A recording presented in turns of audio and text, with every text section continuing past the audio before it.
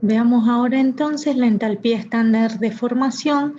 El estado estándar es la forma más estable de una sustancia a un bar, que sería aproximadamente una atmósfera de presión y una temperatura de 25 grados centígrados.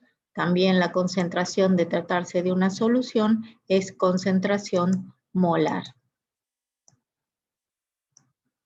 Ejemplo, la entalpía de oxidación del carbono a dióxido de carbono es un valor negativo. En este caso, la entalpía de formación estándar del dióxido de carbono a partir de sus elementos es un valor negativo igual a menos 393,5 kilojoules por mol de sustancia que se forma. La entalpía de formación o variación de entalpía de formación del agua a partir de sus elementos, menos 285,8 kilojoules por mol. Las entalpías de los elementos en su estado puro, ¿sí? Es decir, que no están combinados más que formando moléculas consigo mismos o sólidos extensos, como en el caso del carbono, tienen entalpía estándar de formación igual a 0. Quiere decir que la variación de entalpía estándar de formación del oxígeno es 0, pero la del ozono, que es un alótropo del oxígeno, no, tiene un valor diferente, distinto de 0. En el caso del carbono, el grafito es igual a 0, el diamante es distinto de 0. La entalpía estándar de formación de una sustancia, entonces, el cambio de entalpía que se da en la reacción de formación de un mol de un compuesto a partir de sus elementos en estado estándar. Se mide en kilojoules por mol. Ejercicio de aplicación: si a 50 gramos de magnesio reaccionan con ácido sulfúrico diluido en un recipiente a 25 grados centígrados y una atmósfera de presión, calcular el trabajo realizado por el gas de hidrógeno liberado, si se deja expandir libremente o si la reacción tiene lugar en un recipiente cerrado. Si tenemos los datos de reacción, que serían el magnesio frente al ácido sulfúrico en solución acuosa, me da sulfato de magnesio e hidrógeno en estado gaseoso.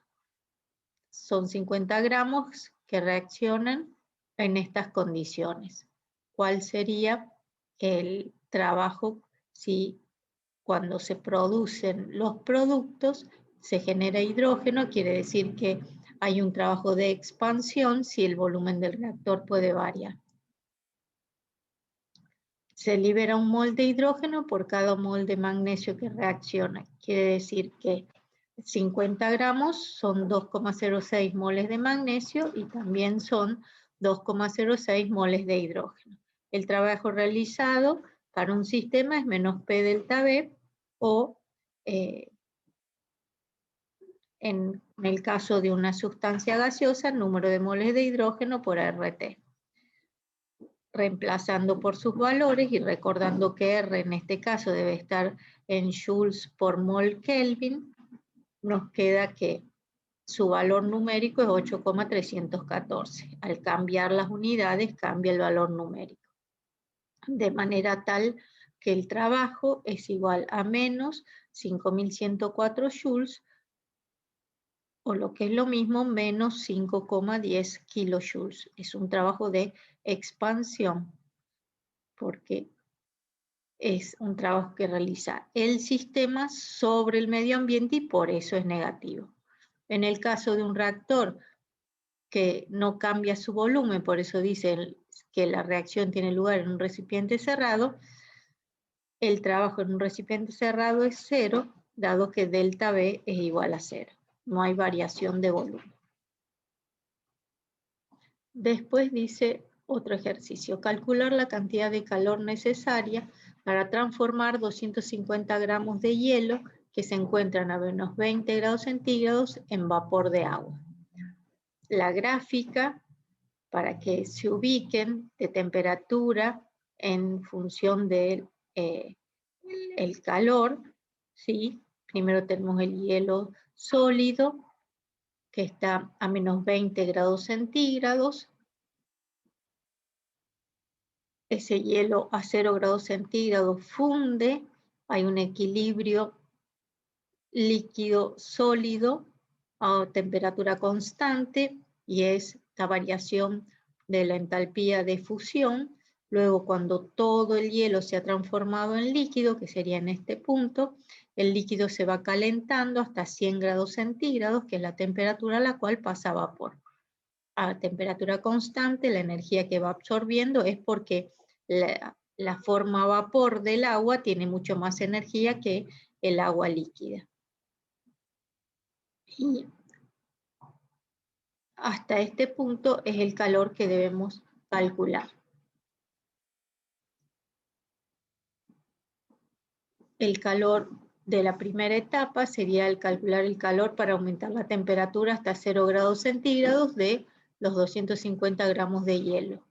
250 por el calor específico del hielo o agua sólida, por la variación de temperatura que sería 20, 0 menos 20, por eso le da 20 positivo, me da 2500 calorías. Estoy usando el calor específico en calorías, no en joules.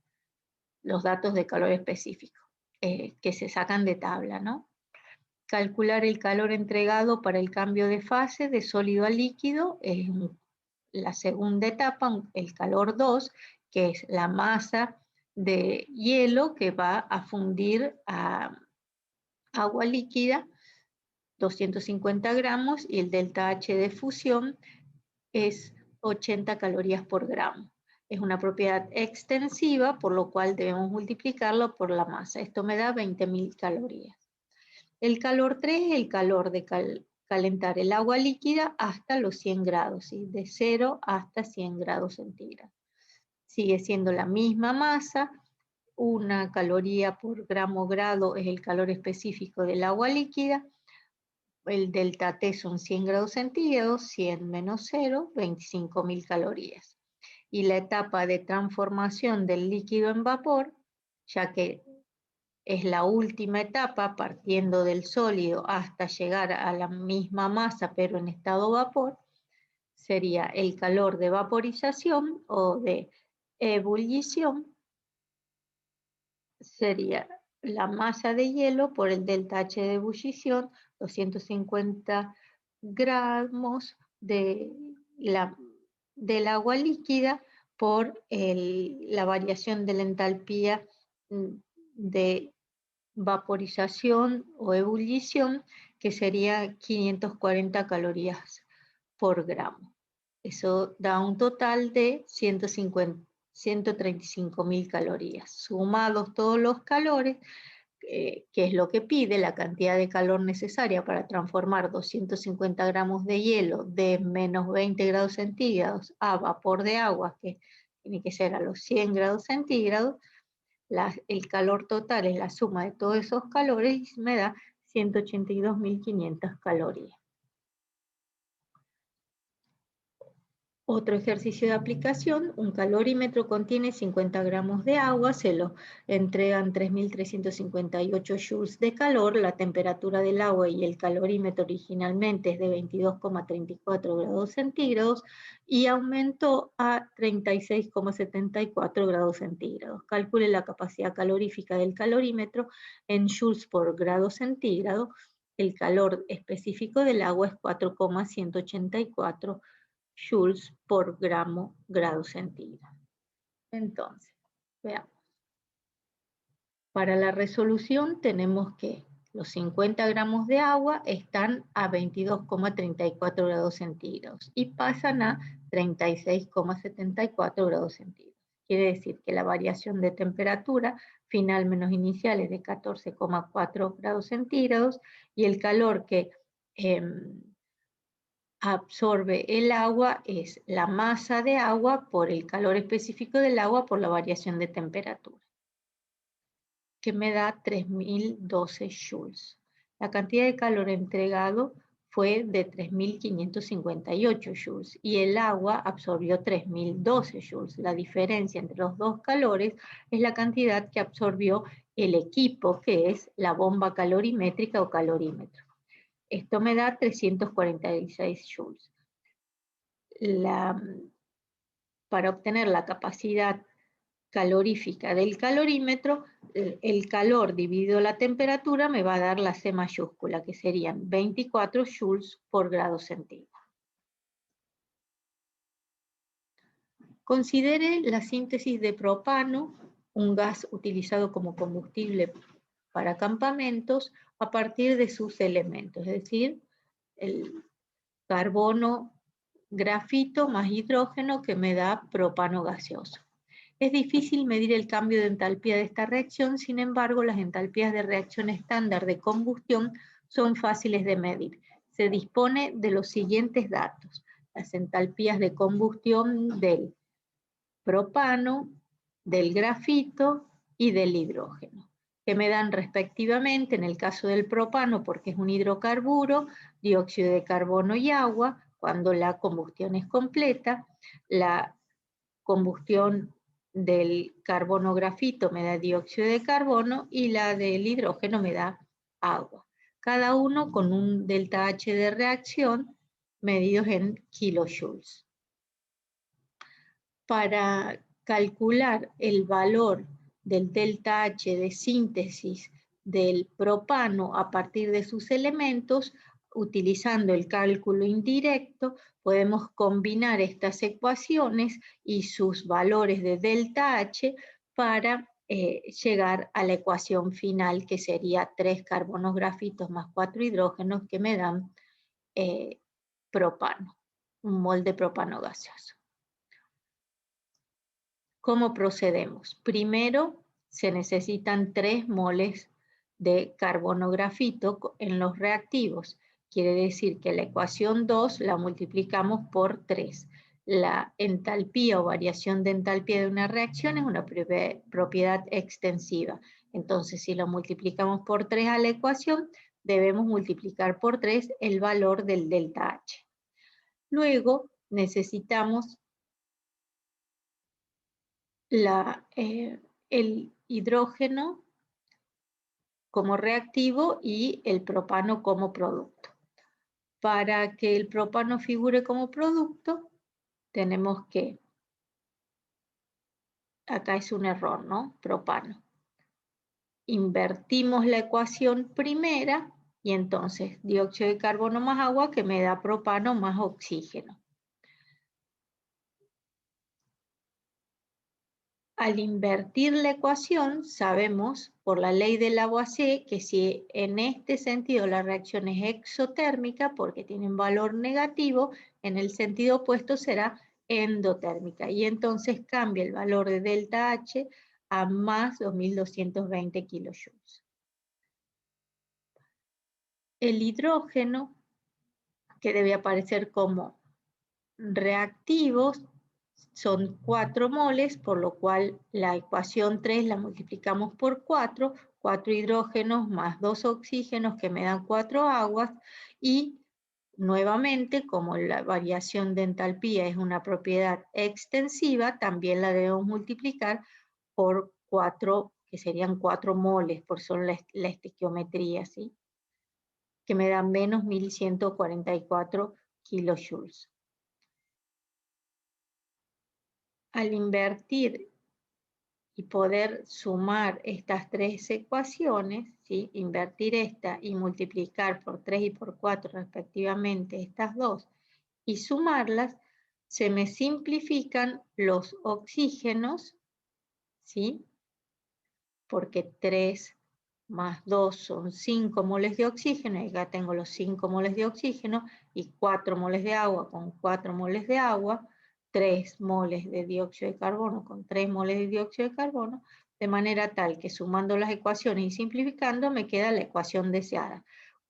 3 carbonos grafitos más 4 hidrógenos me dan propano gaseoso. Combinando algebraicamente y sumando estos 3 valores de delta H, me da que el delta H de la reacción deseada es menos 106 kilojoules, lo que indica que es una reacción exotérmica, y se pudo calcular la variación de entalpía de la síntesis de propano, que no se contaba como dato, a partir del cálculo indirecto o ley de Hess. La entalpía estándar de reacción es el cambio que se produce cuando los reactantes en sus estados estándar se convierten en productos en sus estados estándar respectivos. Es la cantidad de calor a presión constante que el sistema puede absorber o liberar. En forma genérica, tenemos que A moles de A más B moles de B, que me dan C moles de C más D moles de D. La entalpía estándar de reacción es la sumatoria de las entalpías estándar de los productos multiplicados por sus coeficientes estequiométricos menos la sumatoria de las entalpías estándar de los reactivos multiplicados por sus coeficientes estequiométricos. En forma abreviada, la misma expresión, y si es negativo, libera calor, es exotérmica, si es positivo, absorbe calor, la reacción es endotérmica. Para hacer el balance energético se considera que las reacciones tienen lugar hasta el consumo total de reactivos, es decir, con un rendimiento del 100%.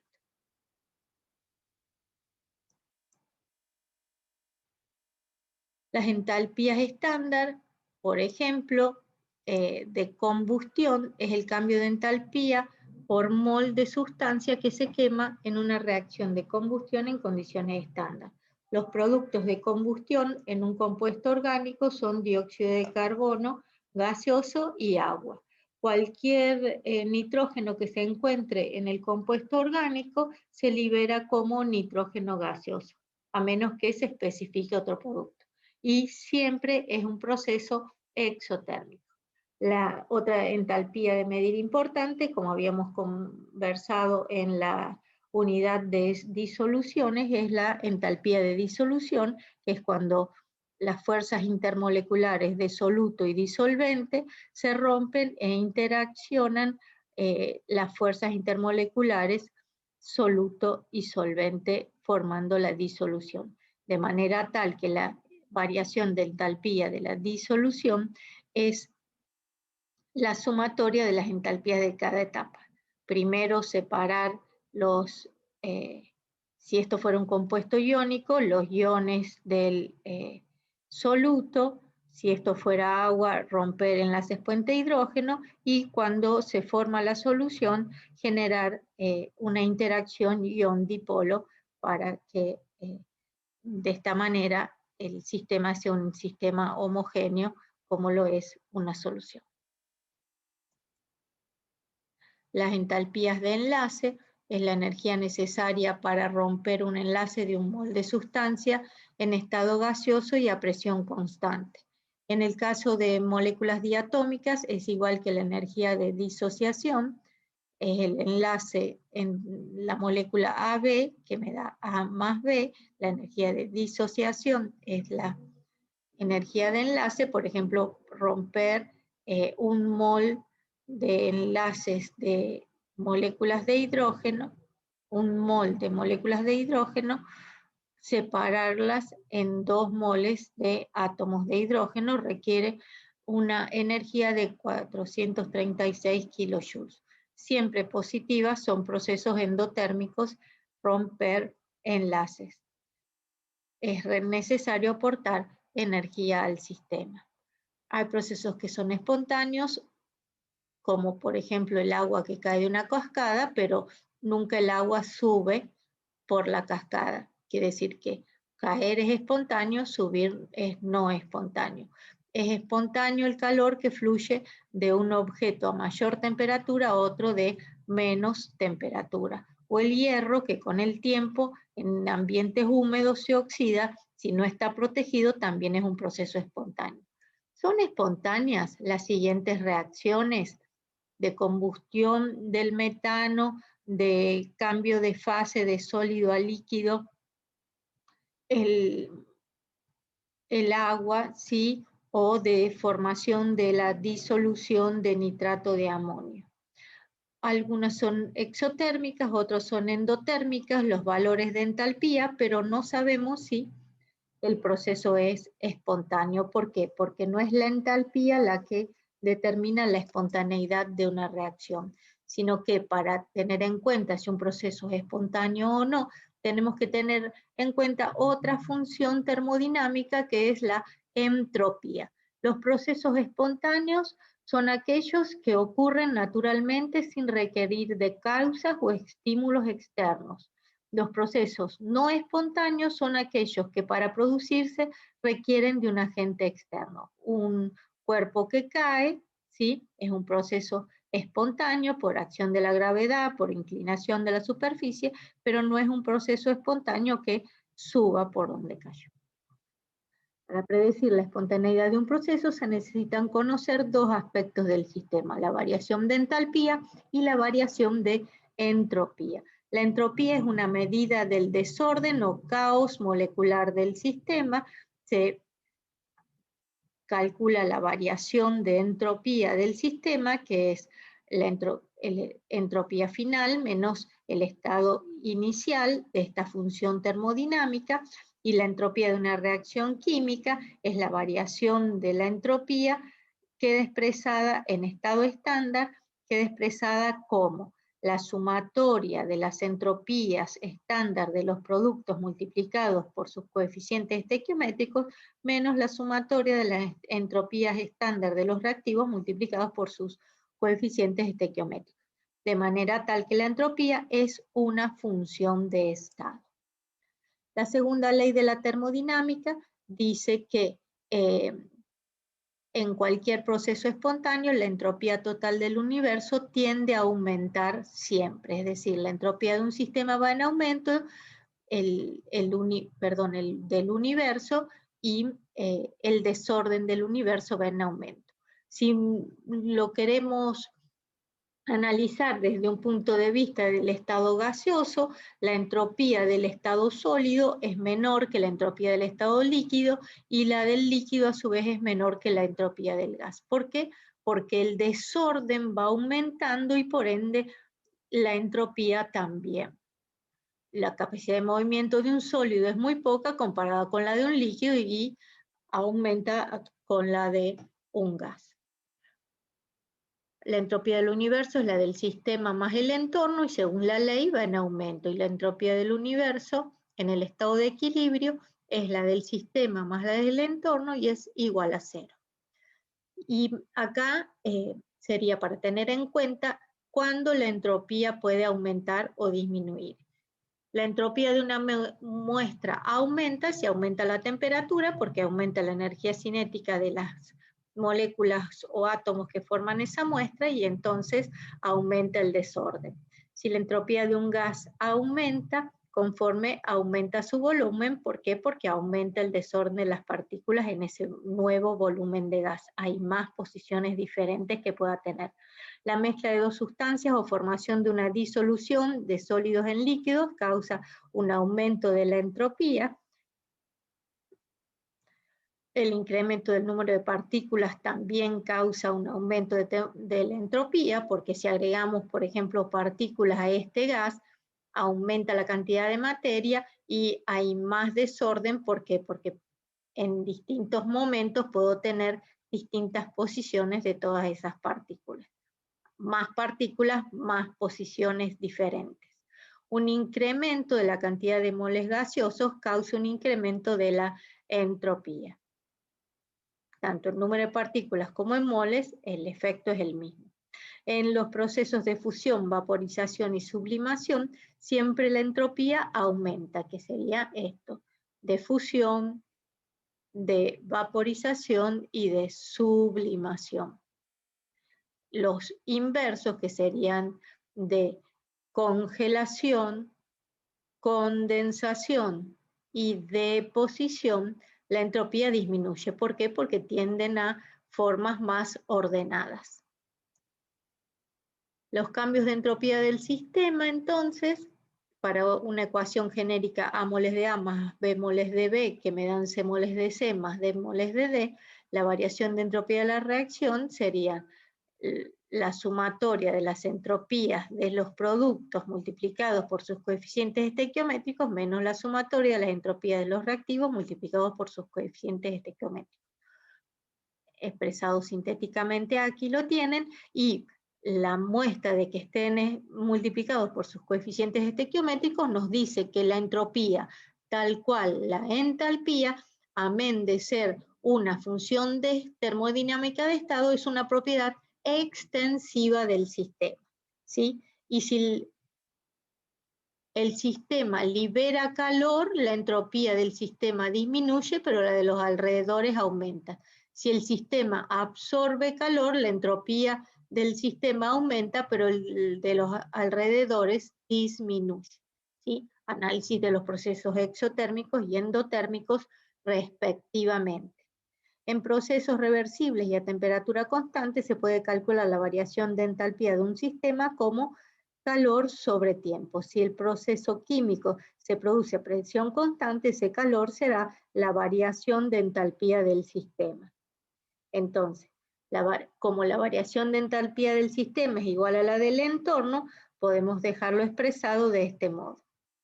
Tanto la entropía del sistema como la del entorno, nada más que serán de signos opuestos.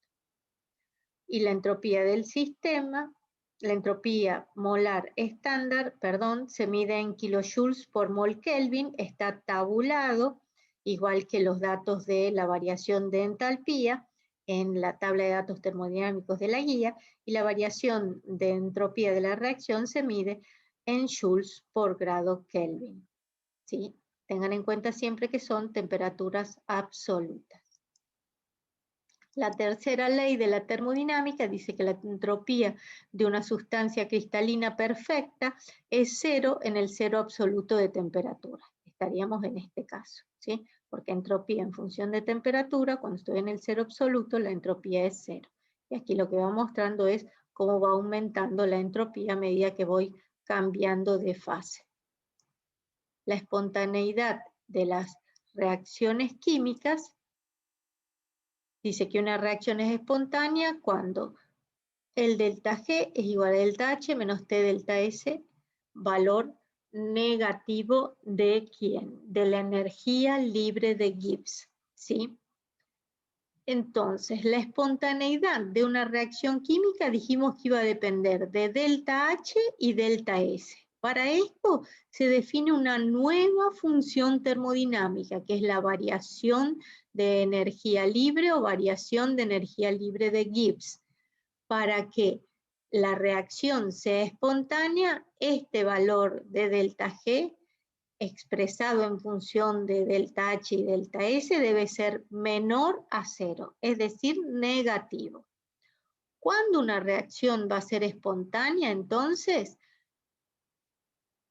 según sean positivos o negativos los valores de delta H y delta S, ya que siempre la temperatura en grados Kelvin, que es la temperatura absoluta, es positiva, se debe cumplir que para que sea espontáneo, delta H negativo, reacción exotérmica, más delta S positivo, desorden de productos mayor que la de los reactivos, el delta G siempre será negativo y la reacción será siempre espontánea. Al contrario, si la reacción es endotérmica, delta H positivo, y delta S menor a cero, es decir, que la entropía de los productos es menor que la de los reactivos, el delta G siempre será mayor que cero y la reacción nunca será espontánea. Cuando decimos que la reacción no será espontánea, decimos que no ocurre en ese sentido y que puede ocurrir en el sentido opuesto o inverso al cual está planteado. Otras opciones serían que el delta H sea negativo, es decir, que la reacción sea exotérmica, la entropía negativa que disminuya y el delta G será negativo a temperaturas bajas. ¿Por qué? Porque este término será mayor que este.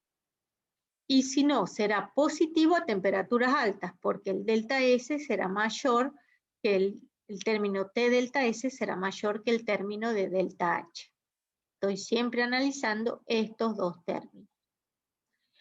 Y para una reacción endotérmica con delta H positivo, el delta S también positivo para que la reacción sea espontánea, es decir, que el delta G sea negativo, tiene que las temperaturas ser altas. ¿Por qué? Porque como a temperaturas altas delta S es positivo, todo este término es negativo, si este término es mayor que este, la reacción será espontánea.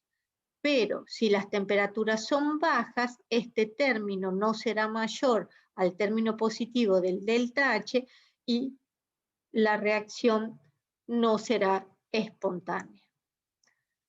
El mismo análisis lo tienen para estas gráficas, donde delta G va en aumento y temperatura en aumento, y cuando delta H es positivo o negativo, en este caso,